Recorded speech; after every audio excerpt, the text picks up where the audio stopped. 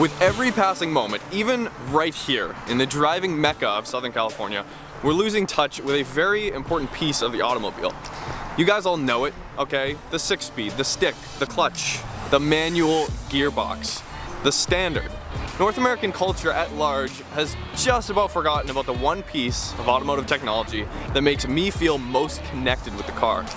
And I know that sounds so incredibly simple and obvious, but it's true, no one ever talks about it. It's the difference between emotion and automation, the most vital link between you and your car, and the final frontier on the fight against the autos. While we're here in Los Angeles, I figured we'd take a second to take a look into the car culture here in LA. Automatic. Let's keep going. This is by no means an indication of how much available parking is at large in LA, by the way. Automatic. What is this? Kia? Yep, automatic. Nice house. Automatic, even the Civic, how disappointing. Okay, you guys get it, all right? Let's go drive.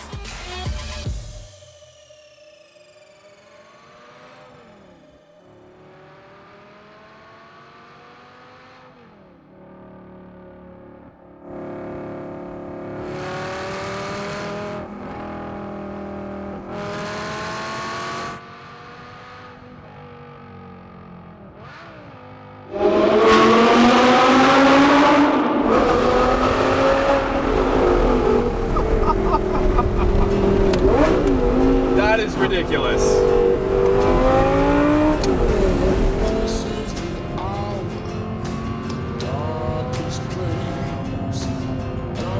And the catalyst we are using today to tell the story and the farewell to the manual transmission is none other than this gated shifter 6-speed manual transmission Audi R8 V10.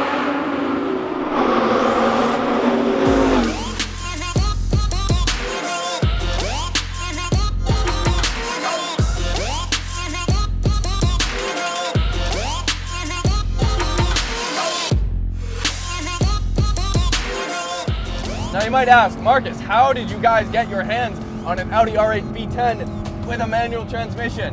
That's a good question. Probably because this was the only owner crazy enough to give me the keys. No, but seriously, we need to have a serious talk about the manual transmission.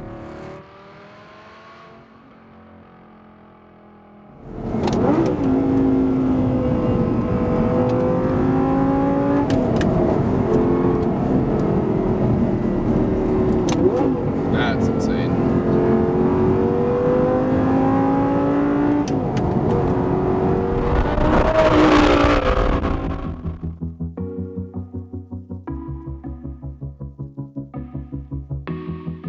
So how did we get here? Let's rewind quickly and get back to the roots of it all. I'm probably gonna have to stop for the gas too. It's pretty light. Yeah. My good friend Jesse Cross said something on a podcast episode we recorded recently that I think tells this story better than anything else. He said, although my life doesn't necessarily revolve around cars, I love driving. He cannot get enough of that rush. He will take every opportunity to live on the edge, especially when he's behind the wheel. Jesse and I are the exception though, the outliers. I know a lot of you guys are as well. You can be a car enthusiast without getting too lost in the specs or the engineering. It's the madness in driving that truly gets to us, man and machine. Just like Jesse though, I've been hooked ever since I was 16, okay? I was piloting a Ford Ranger when I learned how to drive, 5-speed of course. At 17 I bought this, a 93 Mazda B2200, rear-wheel drive, a whole 90 horsepower, and of course, 3 pedals. 2 years after that, I rolled up to my first car meet in this 97 Accord. Cut springs, loud exhaust, smoked taillights, the whole Honda deal. A dark time, but this is when my entire life began to revolve around driving. In 2014, I started this show, bought my first MR2 Turbo, learned how to heel toe while fighting off liftoff oversteer, and now we're here. Although I almost forgot my 91 Grand Marquis V8, the only automatic I've ever owned. Right from the beginning, it's always been about the driving. That's the addiction. You gotta drive the car. You cannot let the car drive you. The biggest change that is happening right before our eyes in this industry is the death of the manual gearbox. And sadly, this R8, it's one of the last. So the owner of this car, I mean, I was joking about him being crazy enough to give me the keys, but seriously, thank you, Wayne, so much for this opportunity. I cannot thank you enough. The R8 was the last mid-engine V10 powered car with a manual transmission. Just let that sink in, all right? Ferrari does not make a manual anymore. Lamborghini does not make a manual anymore. It's a character. As you can see, you guys, the smile is not coming off my face, and it's gonna probably be like this for the rest of the week, not gonna lie. The sound of the engine, the smoothness, and even, you know, the torque down low is very surprising for what it is. It's got 525 horsepower, 391 foot-pounds of torque, and a whole lot of character. This example of the R8 we're in right now actually has a few aftermarket modifications. Oh my God. A few aftermarket modifications, such as this wing. The wheels are aftermarket. It's got lowering springs as well. It's got a full Capristo exhaust on the back, and that's where that glorious sound is coming from. Well, I mean, the V10 is supplying the sound, but the Capristo is just the icing on the cake, so to speak. It's got 305 section tires in the back, and I believe 245s in the front. It takes a second to rev match, but the grip at like 90 miles an hour is ridiculous. As you can see, I'm getting kind of pushed into the side of the car. Another thing about this car, Wayne has spec'd the interior, I think, pretty much perfectly with the tan leather and the black leather as well. Leather steering wheel, not Alcantara, as Alcantara would wear a little bit quicker. Kind of has a Ferrari vibe on the interior, just in terms of color, you know, the classic black and tan leather of a Ferrari.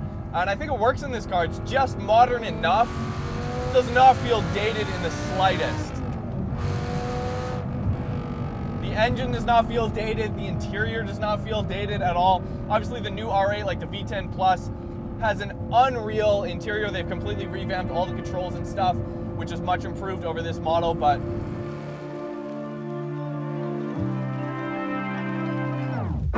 in the stillness somewhere above the city lights, you're falling in love.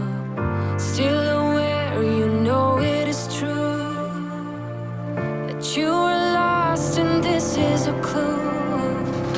the manual transmission was actually an option on this car up until its final year in 2015. Now, as you guys may know, this car shares a lot of parts, and actually this is based on the Lamborghini Gallardo chassis. It's got the same 5.2 liter V10 in the middle of the car as that car. It's got a full aluminum space frame monocoque for the R8. And like I was saying, the Gallardo actually stopped production back in 2013, I believe. And Audi continued the R8 till 2015 with a manual transmission, a gated manual shifter. The last guys to do that. The last ones.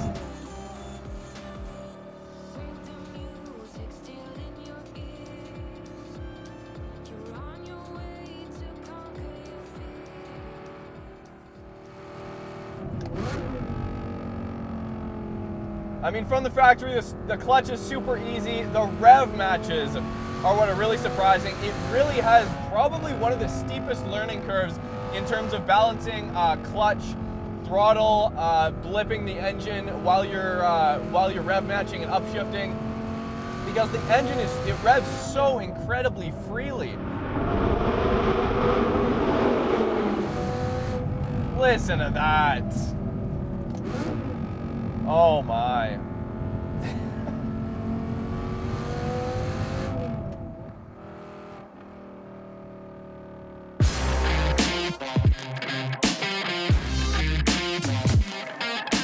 So as much as I hate to admit this, I do occasionally enjoy a good dose of the two-pedal life every now and again.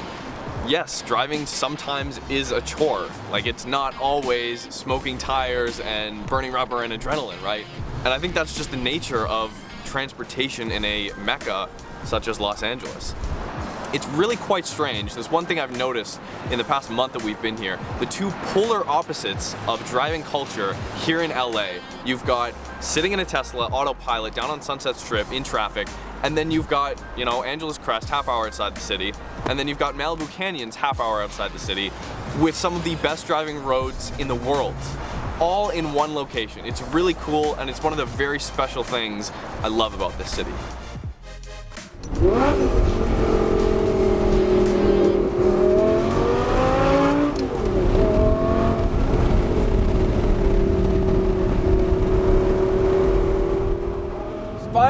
Finally starting to get used to this transmission. It really is an art to try to master this. And that to me is the beauty and what I'm gonna miss so much, well, about this car specifically, because when am I gonna drive a car like this again? But in particular, just the manual transmission in general. It is, let's call it the final frontier connection point between man and machine. And for the last 100 plus years, since its inception, especially here in North America specifically, the automobile has become a staple, or always has been a staple of freedom. And obviously America, freedom, rar, America, right? But this manual transmission in particular, I feel like is the final piece of the puzzle when it comes to really experiencing the freedom of being on a road like this with an engine like that behind you, in terms of a showcase of what a proper manual transmission supercar can be. This is it, you guys. This is one of my favorites. Put the place up. So I'm not sure about you guys, but to me, driving is somewhat of an art. Something to be mastered, perfected, and learned.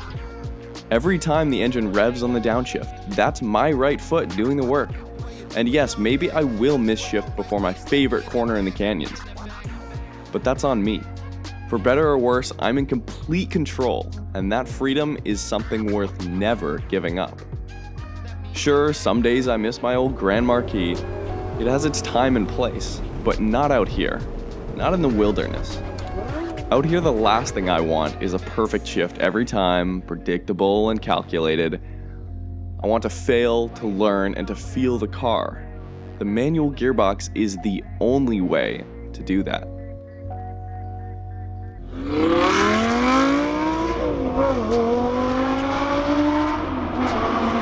Yeah, it really pushes you back in your seat, kind of around 4,000 to 5,000 RPM. It is a very rev-happy, kind of top half of the rev band engine, which is exactly what you want. If there was a last vehicle to be mated with a 6-speed, some would argue that maybe the Gallardo would be a better choice if you really want that striking appearance.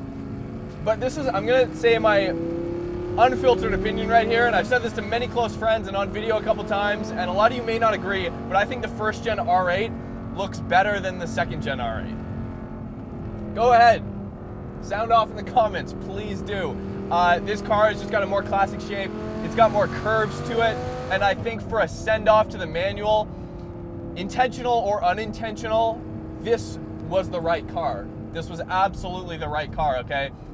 And to have it as Audi's kind of first real supercar that they've put out for the streets, and to have it be one of the last manual transmission supercars, period, is a special thing in and of itself.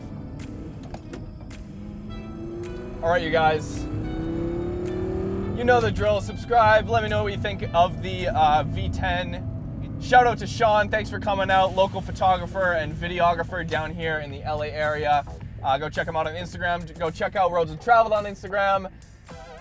Shout out to the manual transmission. Shout out to Southern California. And shout out to this glorious V10 behind me. Thank you so much. We'll see you next time.